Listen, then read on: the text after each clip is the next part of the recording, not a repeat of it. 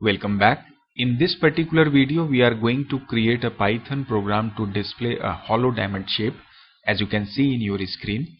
Basically, हम इसे star pattern programmes के नाम से कैटेगराइज करते हैं. उन्हीं में से कोई एक शेप ये हमने लिया है.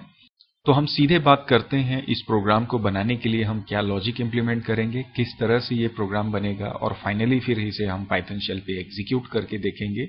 नमस्ते student, this is Sanjay and welcome back to my YouTube channel tech tip now. चलिए सीखते हैं और सीखने के साथ साथ समझते भी हैं. But before that I would like to request you that please subscribe my channel यदि आप मेरे चैनल पे पहली बार विजिट कर रहे हैं या अभी तक आपने मेरे चैनल को सब्सक्राइब नहीं किया है. और यदि ये वीडियो आपको पसंद आए तो please don't forget to like and share it as well. So let's talk about this programme.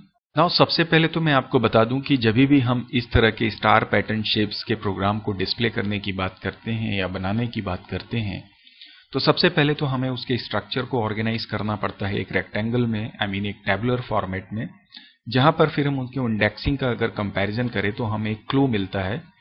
Like you can C right now मैंने ये स्टार को इस हॉलो शेप को या डायमंड शेप को मैंने एक टेबल में प्लेस कर दिया है. और अब मैं सबसे पहले क्या करता हूं, इसके रो की और कॉलम की इंडेक्सिंग कर लेता हूं.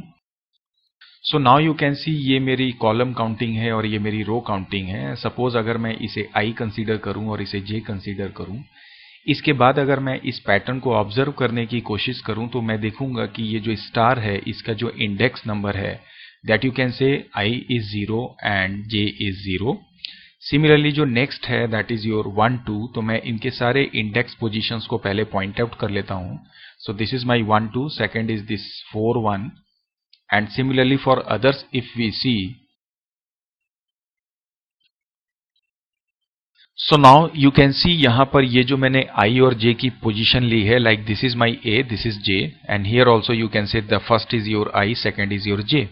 अब अगर इस पूरे इंडेक्स की पोजीशंस को हम ऑब्जर्व करें या नोटिस करें, then we will see कि यहाँ पर 0 plus 3 तो 3 होगा, 2 plus 1 3 है, 2 plus 1 3 है, 3 plus 0 3 है. After that it is becoming what 4 minus 1 3, 5 minus 2 3, 6 minus 3 equal to 3. Now इसमें हम एक काम करते हैं, ये जो मेरा टोटल लास्ट पोजीशन है या टोटल नंबर ऑफ स्पेसेस हैं दैट इज बेसिकली 7. जो इंडेक्सिंग हो रही है अप टू 6 चल रही है. अगर मैं इसका हाफ करूं तो आई विल गेट दिस 3. सो इसका मतलब ये है कि हाफ पोजीशन तक जहां पर मेरी वैल्यू रिड्यूस हो रही है, अगर मैं इसे दो पार्ट्स में डिस्प्ले कर दूं, यू कैन सी ये मेरा मिड पार्ट है, यहां से ये इंक्रीज हो रहा है, यहां से डिक्रीज हो रहा है. उस बेसिस पे अगर मैं ऑब्जर्व करूं तो जैसे मैंने आपसे बोला इन सभी पोजीशंस का अगर आप टोटल करेंगे तो हमें 3 मिल रहा है. That is your i plus j equal to 3. And similarly अगर आप 4 माइनस 1 करते हैं that means if you are doing i minus j you are getting again what 3. And similarly at the right side when you see 4 minus 1, 5 minus 2 and 3 minus 6, here also you are getting the same thing कि आप j minus I am taking this j minus I because 5 minus 2 I am saying, and because 4 minus 1 अब करते हैं तो 3 हो रहा है और 1 minus 4 भी करेंगे तो 3 आ रहा है. That's why we can say j minus I is say 3. Now the question is that कि ये जो लास्ट की पोजीशन आ रही है यहाँ पे 4 plus 5 9 हो रहा है और 5 plus 4 9 हो रहा है. That is actually we can say, अगर हम इसे ऑब्जर्व करें कि if I and plus J is becoming what equal to total is my 6 and that is your 6 original and plus 3 that is your 9. So if n is my 6 तो it will be n by 2. So we can say n plus n by 2.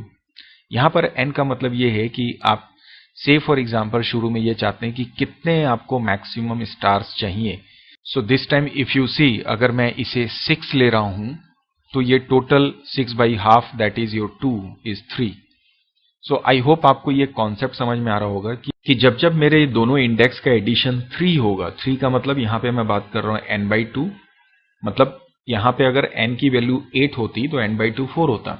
हम ये different values पे ये इसका Python program execute करके देखेंगे तो आपको एक बेटर पिक्चर मिल जाएगी. सो मैं बोल रहा था कि जब एडिशन 3 हो या दोनों का डिफरेंस 3 आए, j और i का या दोनों इंडेक्सेस का, या फिर लास्ट के दो पोजीशंस के लिए हमने ये बोला कि n plus n by 2 that means 6. अगर n की वैल्यू 6 है तो 6 plus 3 equal to i plus j होगा. इन सारी पोजीशंस में या सारे इंडेक्स की पोजीशंस पे हम क्या करेंगे, एस्ट्रिक को डिस्प्ले करेंगे और रेस्ट अदर पोजीशंस में हम क्या करेंगे, हमारे ब्लैंक स्पेस को डिस्प्ले करेंगे। तो इसके लिए जो कोड हम लिखेंगे, चलिए वो देखते हैं कैसे होगा। तो सबसे पहले तो मैं ये डिसाइड करता हूं कि एग्जैक्टली कितने नंबर ऑफ रिपीटेशंस मुझे करने हैं, कितने नंबर ऑफ एलिमेंट्स। तो इसके लिए मैं यहां पे पहले n इक्वल टू कर देता हूं int, देन आई टेक से input method and here inside this I say enter number of elements। यहां पर मैं 2 पोजीशंस छोड़ रहा हूं, उसका रीजन मैं आपको बताऊंगा। एंड इसके बाद में मैं अपना लूप स्टार्ट करूंगा for i obviously in range and I'll say n+1 because if I am taking this 6 तो ये लूप मेरा 6 तक चलना चाहिए, that's why I am taking this n+1।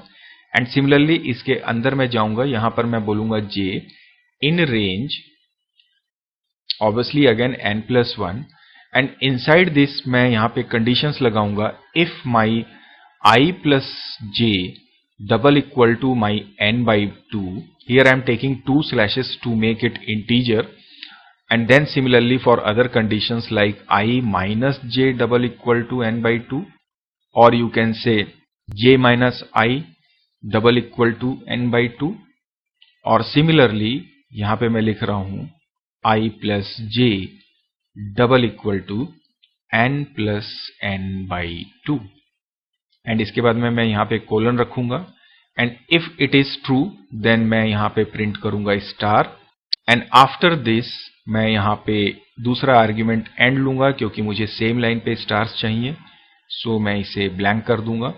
And similarly अगर ये नहीं होगा then I take this else part और यहां पे मैं स्पेस एडजस्ट कर दूंगा, so I will simply write this space then what my and equal to again this blank and that's it.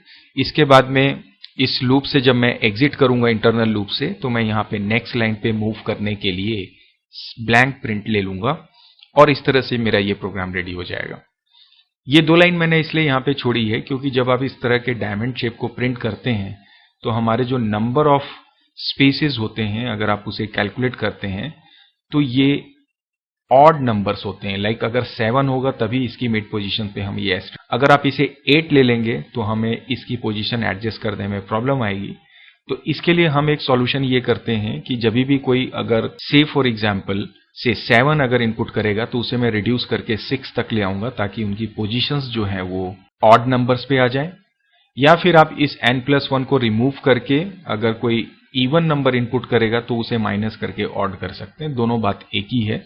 तो फिलहाल मैंने जो ये कोड लिखा हुआ है on the basis of that यहां पे मैं चेक करता हूं if my n mod 2 and if it is what 1 then मैं यहां पे इसमें n की पोजीशन को कर दूंगा n इक्वल टू n-1। सो अब मेरा ये पूरा प्रोग्राम रेडी है। चलिए इस प्रोग्राम को मैं आपको प्रैक्टिकली एग्जीक्यूट करके दिखाता हूं, then you will get more better picture. So now you can see जो मैंने प्रोग्राम आपके साथ अभी डिस्कस किया वो मैंने यहां पे पाइथन में लिखा हुआ है। एनीवे चलिए इसे रन करते हैं। Say for example it is saying that enter number of elements, if I take this 8 now you see this is how your diamond will come, right. And suppose अगर मैं 8 की जगह 9 ले लेता या 7 ले लेता हूं, then you see again what happens, then press, so now you can see how it is coming, right। now अगर मैं इस conditions को यहां से हटा दूं and then if you try to execute for this 8 then see it is coming properly, but अगर मैं यहां पे इसे 9 डाल दूं then see it is coming like this because जब आप 9 का हाफ निकालोगे it will be 4 and 9 plus 4 13 हो जाएगा और 13 के लिए यहां पर ये कंडीशन फिर मेरी एप्रोप्रिएट नहीं होगी। सो इसलिए मैं यहां पर क्या कर रहा हूं, इसकी पोजीशन को रिड्यूस इसकी वैल्यू जो मैंने 9 डाली उसे 8 में कन्वर्ट कर दूंगा सो दैट अब अगर मैं इसे रन करने की कोशिश करूं देन यू विल सी अगर मैं यहां पे 9 डालूं तो you can observe my asterisk my diamond shape, hollow diamond shape it's coming properly. So I hope आपको ये क्वेश्चन कैसे सॉल्व करना है ये समझ में आ रहा होगा। चलिए फिर इस सेशन को यहीं पे एंड करते हैं एंड मिलते हैं नेक्स्ट सेशन में नए चैप्टर, नए सॉल्यूशन, नए कॉन्सेप्ट के साथ में। Till then take care, keep practising, keep learning and thank you very much for watching this video.